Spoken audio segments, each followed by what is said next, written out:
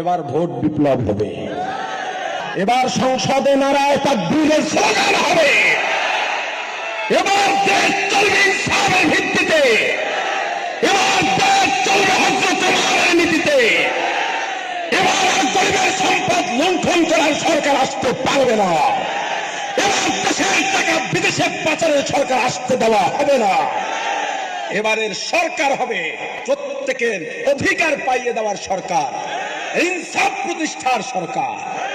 নতুন ভোটার যারা আছে সবিনয় পরামর্শ দিচ্ছি, অনুরোধ করছি, তোমার জীবনের প্রথম ভোট চাঁদাবাজদের দিয়ে নিজের জীবনকে কলঙ্ক দিয়ে শুরু করো না।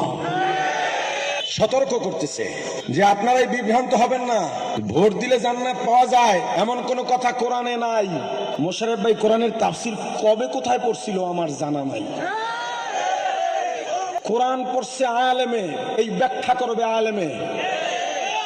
আমি আলেম হয়ে বলছি কোরআনে আছে সতের পক্ষে যদি থাকো, ন্যায়ের পক্ষে থাকো, তবে জান্নাত। আমি আপনাদেরকে বলছি, হ্যাঁ আমরা ভোট দিই জান্নাতে যাওয়ার জন্য। আমরা রাজনীতিতে এসেছি ইবাদত হিসেবে। আমরা নামাজ পড়ি যেমন আল্লাহর বিধান মেনে, আমরা রাজনীতিও করি আল্লাহর বিধান মেনে। নামাজ যেমন আমাদের জন্য ইবাদত, রাজনীতিও আমাদের জন্য ইবাদত। এই যে কয়জন নতুন ভোটার, তোমাদের ভোটগুলো আমি হাত পাখায় চাই।